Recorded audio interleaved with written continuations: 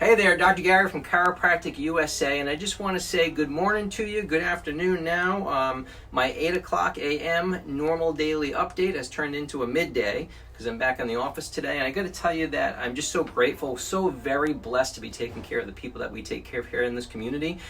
Just amazing. So grateful to see all of you today, and looking forward to an even better afternoon. So today, a few things I wanted to cover with you, and over my shoulder here, I want you to see what I've written.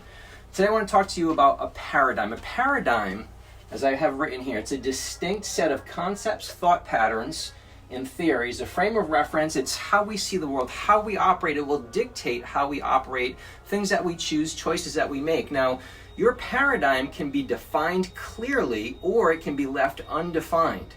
Couple things that we're going to talk about with healthcare, right? If you've seen any of our workshops in the past, if not, I'm going to give you a brief rundown here. We're going to talk about what health is. True health, optimal health, defined as optimal physical, mental, and social well-being. We can add in there spiritual well-being as well. Not just the absence of disease or infirmity. The key part, the key statement there is the last part, not just the absence of disease or infirmity.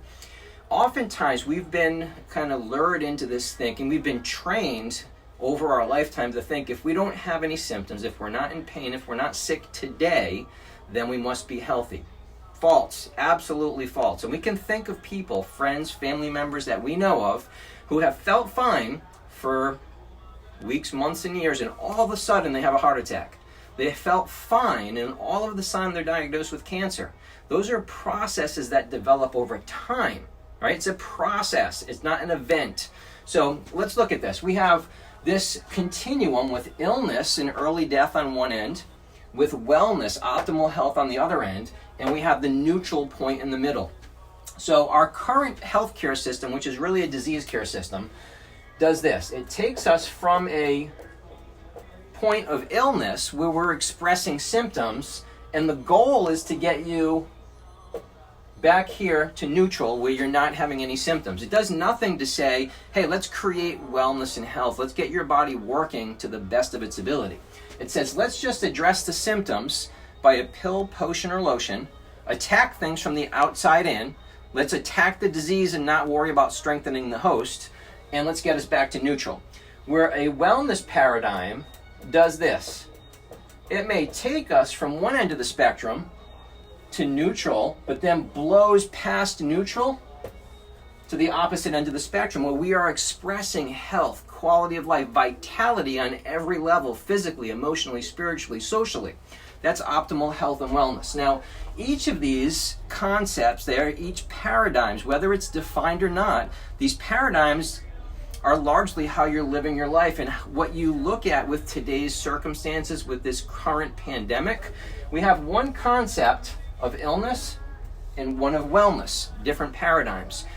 In those paradigms, believe it or not, there's three things that are applying to both of these. Now, one of these areas is called self-care. Self-care is what we need to do for ourselves and on ourselves. Nobody can do that for me.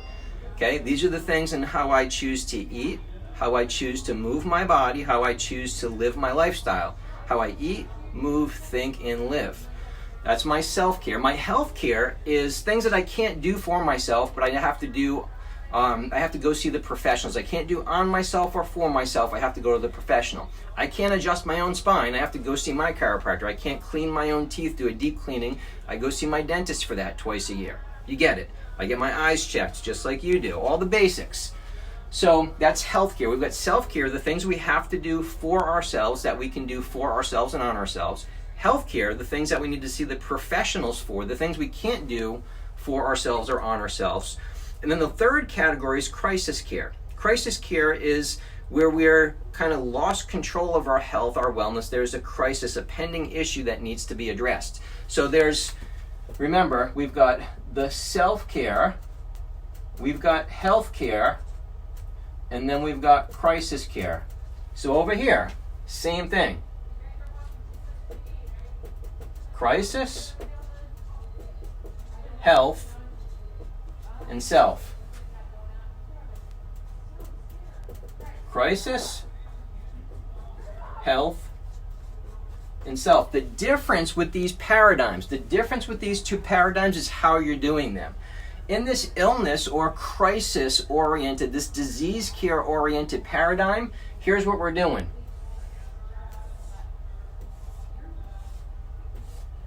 We're spending minimal time on self-care. We're doing our health care because we think that health comes from the outside in. So we're doing doctor's visits, we're doing medications, we're doing all these things that we think are healthy and they're health conscious.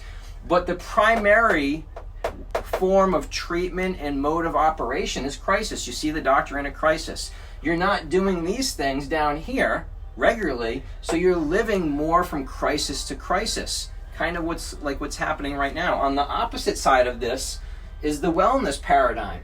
And we have the triangle this way, where you have your self-care as the rock solid foundation for your lifestyle, with how you're eating, how you're moving, how you're thinking, how you're living.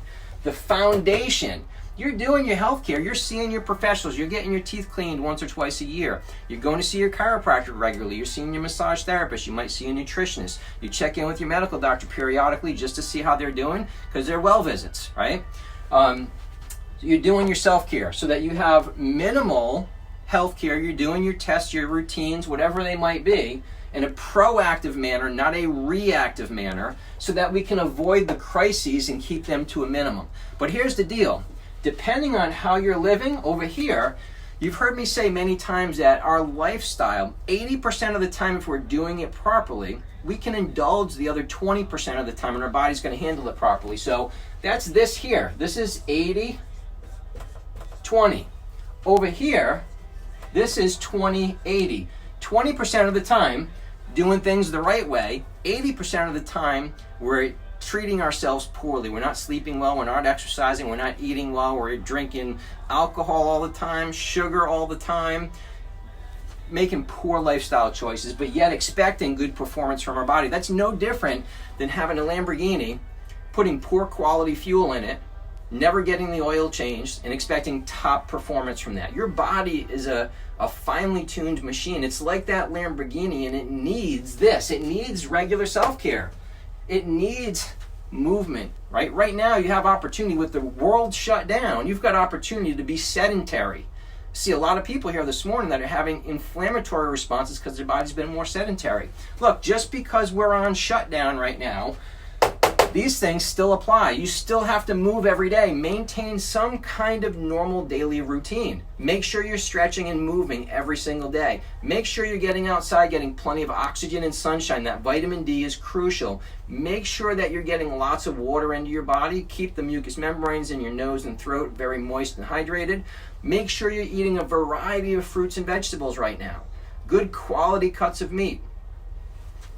Limit the grains and sugar. Okay, remember, 80-20, not 20-80. A paradigm is how we see the world.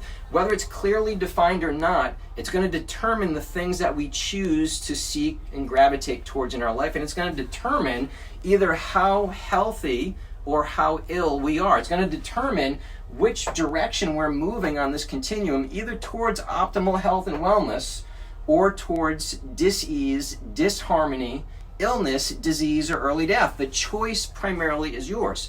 The more that we are living our life this way versus this way, the more confidence you have right now in your body and its ability to adapt, the host to the environment.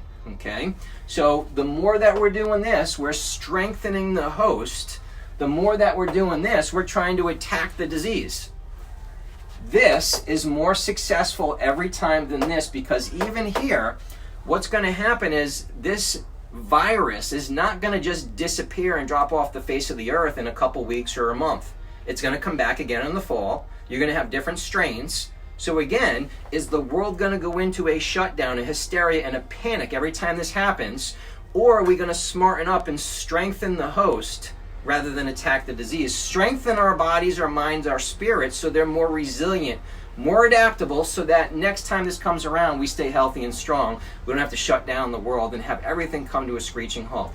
Listen, my hope and prayer for you is that you and your family are healthy and well, and that those of your family members, your extended family member, your friends are healthy and well. Take care and look out for people, the elders in the family, people who are immunocompromised. Make sure they are not isolated and alone. bring some groceries, bake a meal, do something to check in on them, make a phone call to somebody you haven't talked to in a while. Right now is time that you need to reach out to your circle. Your circle of friends, your family, people need checking in on. Someone in your neighborhood who you might know is elderly or alone, check in on them. This is not the time for isolation. That's going to lead to depression and despair and very unhealthy choices for everybody. So my hope and prayer is that you're doing those things for yourselves and for others. Stay positive. In every crisis, there's opportunity. There's always good that can come out of it. The choices that we make and how we respond in that crisis will determine what good we can bring to it and what good can come out of it. So that's it for today. I will be back tomorrow, Tuesday, and figure out your paradigm. See where you want to live. This is the way to go right here. Strengthen the host. Don't attack the disease. Dr. Gary, over and out. Blessings.